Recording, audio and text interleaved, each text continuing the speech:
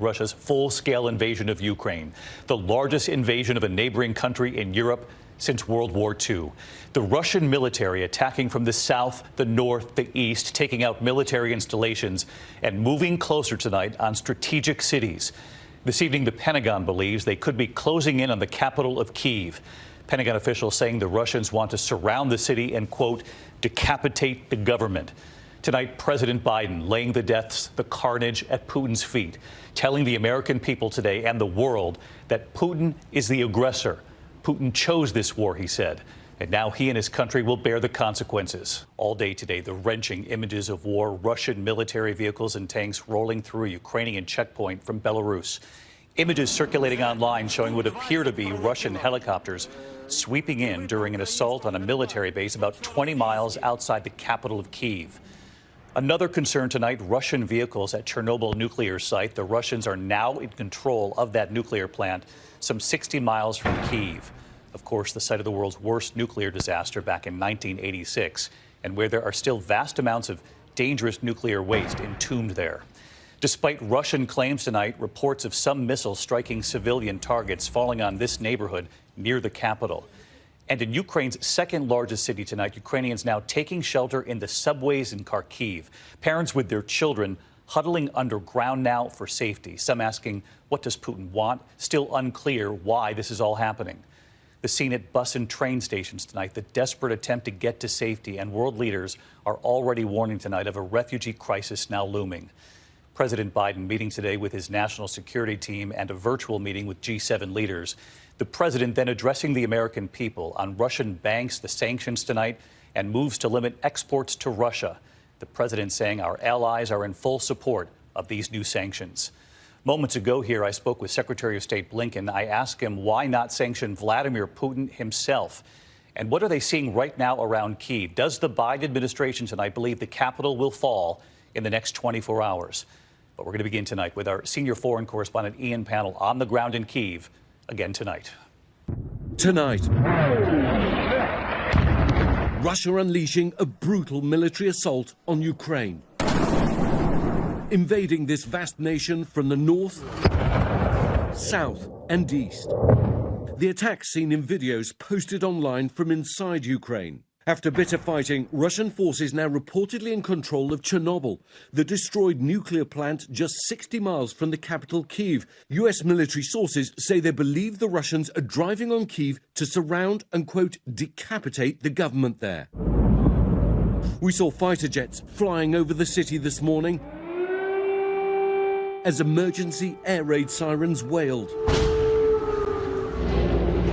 A large number of Russian helicopters seen on social media posts attacking a military base less than 20 miles from the center of the capital, triggering a pitched battle. The Russians launching over 160 ballistic missiles and rockets on military installations across Ukraine, but also reportedly hitting some civilian targets. Here, an enormous unexploded rocket's lodged in the ceiling of an apartment building in Kharkiv, close to the Russian border. And here, a jet missile wedged into a damaged road.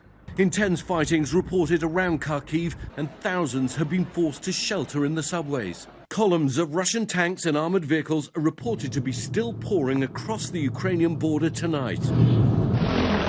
Swarms of helicopters flying in low over the countryside, creating panic and terror for the people living there. Even so, military sources say less than half of Russia's 150,000 troops have entered the country.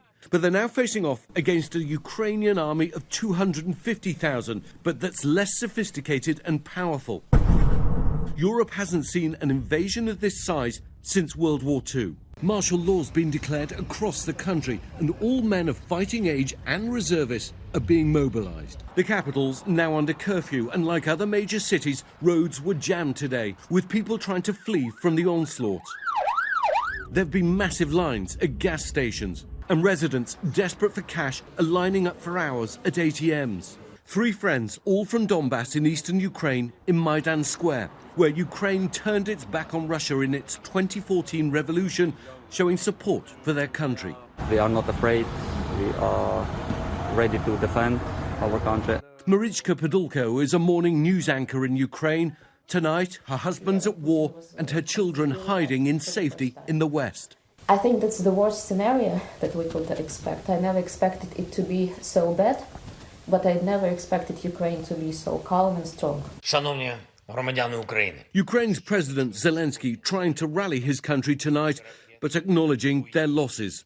Officials say at least 40 Ukrainian service members have been killed, as well as dozens of civilians. Zelensky saying the fiercest fighting is in the south, where Russians are advancing from Crimea, adding that some Russian soldiers have been captured.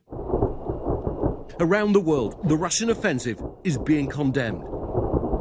The Pentagon tonight saying it'll now deploy 7,000 more US troops to Europe.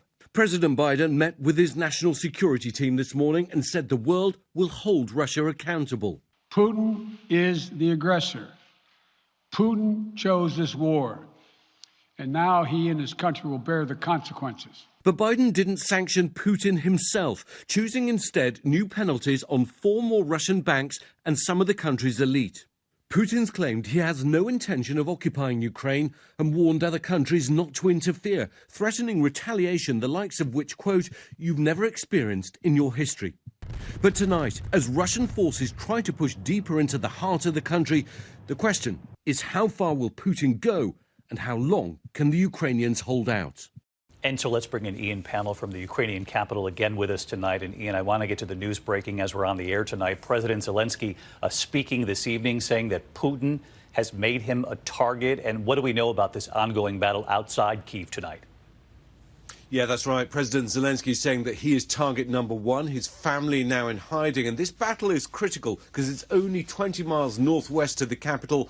Both Ukrainian and Russian forces battling it out for control, and that could decide how much the capital comes under fire. David? And Ian, I wanted to get back to your reporting there that the Russians are now in control of the Chernobyl nuclear plant. We took World News viewers to the exclusion zone and the communities around it some years back here. We remember, of course, the children, the families hopeful for their futures, but they were always aware of the dangerous nuclear waste that remained there. What are authorities saying about Chernobyl tonight and the security of that facility? Yeah, I mean, the fighting around Chernobyl certainly raising concerns about the potential for some kind of disaster. But tonight, despite reports that it has fallen into Russian hands, the authorities are insisting that those nuclear facilities are safe and secure. David? Ian Panel leading the way with our reporting again tonight. Ian, thank you. And just before we came on the air this evening, we asked Secretary of State Antony Blinken why the U.S. hasn't sanctioned Putin directly, what they're seeing just outside Kyiv right now, and is there a chance that Vladimir Putin goes beyond Ukraine? Secretary Blinken, thanks for coming on again tonight. We heard the president list these new sanctions today against several Russian banks, among other steps being taken. The president also said direct sanctions against Vladimir Putin himself are still on the table here. You've got Putin invading Ukraine from the north, the east, the south, ignoring all calls from the U.S. to stop. So why is the U.S. not sanctioning him right now? Well, first of all, David, the sanctions that we've taken, not just us, in coordination with European partners and allies, are going to have severe consequences on Russia. Some immediate, some that play out over time. We've taken 10 largest financial institutions holding about 80% of Russia's banking assets, can't do transactions in dollars or for the most part in euros. The ability for Russia to raise money on international markets, we're taking that away. Their ability to import the technology necessary to modernize their economy, to put into critical industries like defense, like aerospace, that too being taken away. And this is going to have a very significant impact. Now, having said that, as the president said, other things remain on the table. If they continue to escalate, we'll have the ability to do the same thing. Is there any sign here, though, that Putin cares about these sanctions? The threats don't appear to be working so far. You know, sanctions have an immediate impact. We're seeing that in terms of Russia's currency, in terms of its markets. But the impact is really felt over time as, again, it spreads across the economy about their ability to raise money, to conduct transactions around the world. That will be felt more and more and more over time. So if this continues, the pain will continue, the pain will grow, and that's going to have an effect, too. But to be clear here, you are willing to sanction Putin directly if you have to? As the president said, everything's on the table, including that. I want to ask you about the fighting we know that's taking place at a military airfield about 20 miles from the capital of Kyiv. Do we know who's in control of that airfield tonight, and is it possible Kyiv falls in the next 24 hours? I'm not in a position to comment on exactly what's going on the ground at this moment, but what we do know, and part of the Russian plan has been to put Kyiv in danger, to assault the capital, to go after other major cities. We're seeing forces come in from the north, from the east, from the south, and that's all part of the plan that we've laid out for the world in recent weeks. You're convinced Putin's going to overthrow this government? I'm convinced he's going to try to do that. We've seen Ukrainians fight back the resistance to the Russians in the east. Is there any chance the Ukrainians can hold on here? You know, one of the things that Vladimir Putin has done, starting back in 2014 when they first went into Ukraine, seizing Crimea, seizing a part of eastern Ukraine, is to totally alienate the Ukrainian people from Russia. Before 2014, actually, Russia was pretty popular in Ukraine. It had a 70% favorability rating. Right now, it's exactly the opposite, more than the opposite. 90% of Ukrainians now, if I can use the word, detest Russia and certainly detest President Putin. My prediction would be that one way or another, they will strongly resist any effort to take away their sovereignty, take away their independence, take away their government. They'll resist, but can they beat the Russians here? You know, whether it's in the near term, whether it's in the medium term, whether it's in the long term, I'm convinced that democracy and the independence of Ukraine is going to prevail. Secretary Blinken, I know you know there are a lot of people watching tonight likely wondering, could Vladimir Putin go further here? The president was asked today, what if this goes beyond Ukraine? And he said, if Putin moves into NATO countries, we will be involved. He said, we will be involved. Is this a possibility? Is it a possibility that Putin goes beyond Ukraine? Sure, it's a possibility, but there's something very powerful standing in the way of that. There's something we call Article 5 of NATO. That means an attack on one member of NATO is an attack on all members of NATO. The president's been very clear that we will defend every inch of NATO territory. I think that's the most powerful deterrent against President Putin going beyond Ukraine. You know, the president has said all along U.S. troops will not fight in Ukraine against the Russians. But again, this hypothetical, if he goes beyond Ukraine and into NATO, given what you just cited, that means all bets are off the table here. Well, it's not a question, David, of all bets being off the table. It's being very clear that we are committed to Article 5. We're committed to defending our NATO allies.